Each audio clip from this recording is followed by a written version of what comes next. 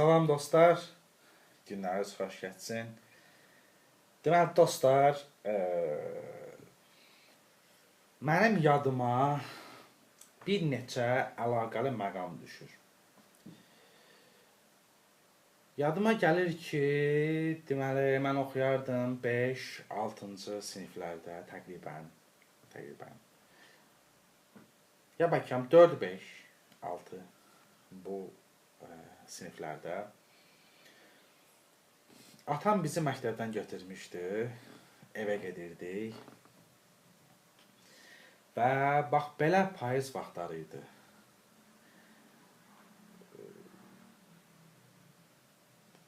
Oturacağım yumşaq idi və məktəbin verdiyi yorğunluq var idi, həm fiziki cəhətdən, həm zehni cəhətdən. Və onda belə mən biraz elə bir ki, oturacağımda belə biraz xumarlanırdım. Belə bir günəş var idi. Günəş düşmüşdü. Payız vaxtı yaz günəşinə bənzər bir günəş. Və onda birazdan gedəcəyimiz ev bağ-bağatlı bir ev idi. Sitrus meyvələri ilə bol olan bir ev idi. Arada narıncilər, xurmalar,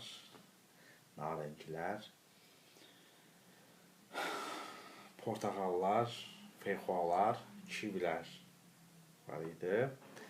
Və mən onda feyxuanın ətrini xatırlayırdım. Bax, həmən anlarda o atamın məni apararkən bir evə apararkən ki, o hallarda portağalın, feyxuanın ətrini xatırlayırdım. Və bu mənim yadıma bir məktəb kitabındakı bir şeiri salmışdı. O şeirdə belə bir söz var idi.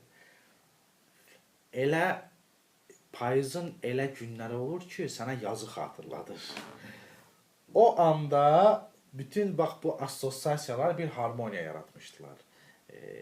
Mən həmən o günəşdə xumarlanırdım. O günəş yaz günəşinə bənzəyirdi. Payız vaxtı idi, amma yaz günəşinə bənzəyirdi. Bu yaz günəşi nə bənzər günəş mənə xatırladırdı payızın feyxuasını, narincisini, portağalını, qoxularını xatırladırdı. Və sonra mən indi həmən o duyğularla bir assosiasiya qururam və düşünürəm ki, görəsən məsələn üçün o feyxuaları kim əkmişdi? Böyük ehtimal ki, babam əkmişdi. Ya bəlkə qohumlarımızdan kimsə əkmişdi. Bəlkə də indi həyatda olmayan bir şəxs əkmişdi. Hər halda ağac əkmişdirsə, demək ki, onun varlığında bir zəhmətkeşlik yatırdı. Bu da mənim yadıma müəyyən bir şeirlər saldı dostlar. Mən istəyirəm indi bir şeir oxuyum. Bu şeiri zəhmətkeş insanlara, bizi təmiz, təravətləndirici, sağlamlaşdırıcı, sağaldıcı meyvələrlə, tərəvəzlərlə, müxtəlif cür təbii qidalarla təciz edən zəhmətkeş insanlara həsrləmək istəyirəm bu şeiri dostlar. Mikail Müsvidəndir bir şeir, çox belə həyat eşqi ilə dolu insanları, kimlərisə ağac əkməyə, meyvələr, qəşəng, parıltılı, işıltılı meyvələr, tərəvəzlər və digər çox lazımlı, faydalı bitkilər, qidalar yetişdirməyə həvəsləndirən bir şeirdir dostlar. Və əlbəttə ki, biz bu təamları dadanda onların yaradıcılarını da xatırlamağı borc bilirəm. Çünki zəhməti onlar çəkirlər və əslində elə vaxtlar olur ki, bütün bu tərəvəz və qidalar çox da ucuz olurlar. Və bizim onlara əlimiz çatır meyvələrə, çox təmiz meyvələrə əlimiz də çatır, açıqdan olur biz üçün və biz bu baxımdan həyatdan ləzzət alırıq, dünyavi nemətlərdən ləzzət alırıq, düzdür? Ona görə də mən istəyirəm bu şeiri o zəhmətkeş insanlara, onların sələflərinə və xələflərinə həsr edeyim dostlar. Mikail Mişidən bir şeirdir, bu torpaqla bağlı bir şeirdir.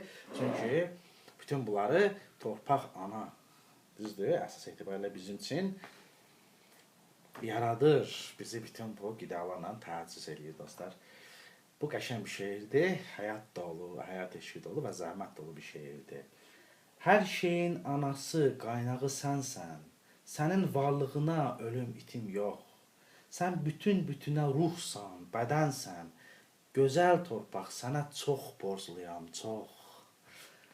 Bu qardaşım ağac, bu dal, bu yarpaq, hamısını canladan sənin şirəndir. İnsan da ey qoca, ey köhnə torpaq, səni hər addımda dəyişdirəndir. Sən və mən bir ruhuq iki qalıbda, qara torpaq səni yerdən alıb da göylərə qaldıran əməllərindir. Sənə qüvvət verən, sənə ruh verən, çoraq çöllərini çiçəkləndirən mənim şən əməyim, alın tərimdir. Belə, çox belə dostlar. Hər nə qədər bəlkə də bu şeir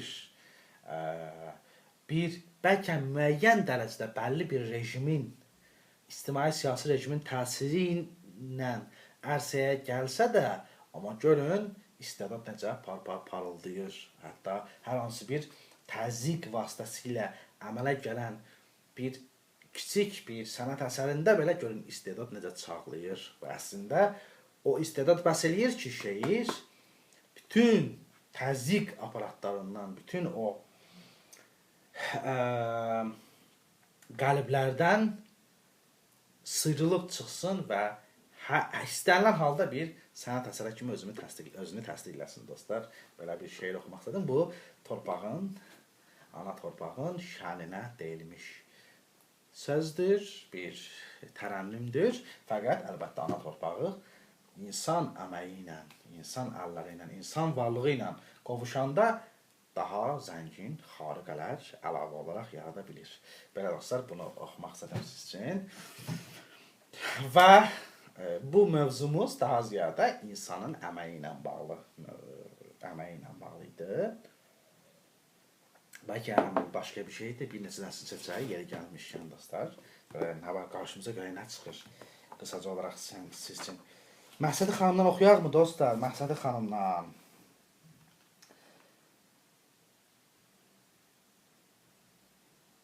Bax, deyir. Məhsədi xanımdan oxuyuram siz üçün dostlar. Məhsədi Gəncəvi xanımdan. Mənim ulu nənəmdən, ruhi ulu nənəmdən oxuyuram siz üçün. Eşqin mənbərinə çıxan gündən biz eşqdən başqa söz bilmədik hərgiz. Bizim bu mənzilə ayaq qoymasın eşq ilə yanmayan, buz kimi hissiz. Bizim mənzilə ancaq eşq ilə yanan, hissləri alovlanan insanlar ayaq qoysunlar, bizlə dostluq eləsinlər, yoldaşlıq eləsinlər demək istəyir burada Məhsədi xanım. Sonra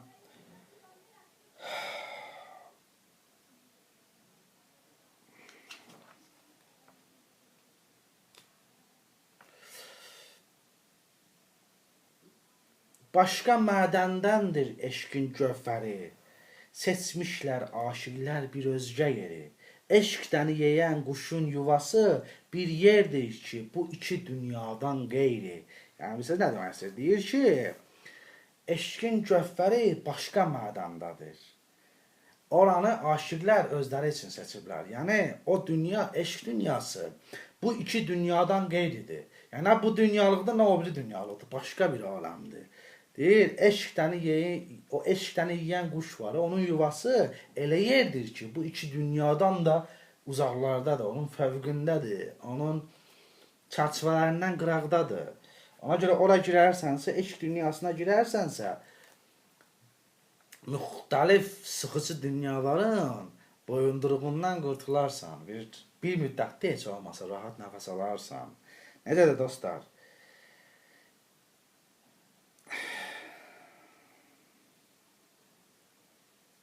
Bir dənə də bunu oxuyaq, sonra dostlar nə oxuyam siz üçün?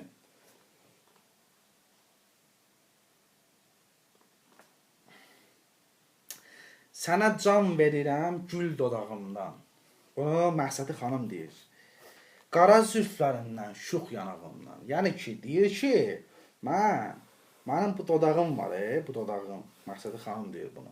Deyir, mənim bu dodağım sənə can verər, canlanarsan. Qara zülflərim, şux yanağım səni dirildər, səni insana çevirər. Yaşadığını hiss eləyərsən. Məstəm, ya ayığam, ya xumaram, sənin qarşında həmişə cəng çalıram, rəqs eləyirəm. Necə söhbətdir, dostlar? Necə söhbətdir? Yəni, rəqs, bədənin oynaşması, ruhun oynaşması, zehnin oynaşması. Nietzsche'yi xatırlayırsınızmı?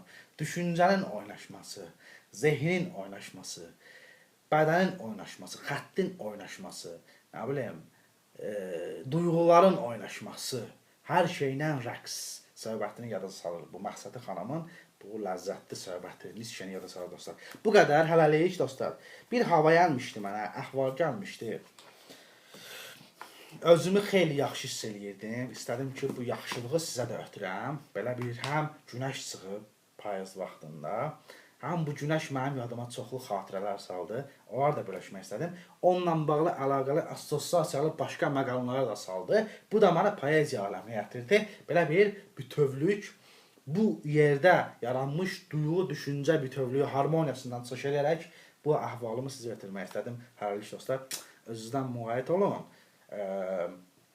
Şən əhval-ruhiyyə gələndə ondan yararlanın və dünyadan ləzzət alın və həyat bağınızı artırın. Hələlik dostlar, özünüzdən müğayət olun.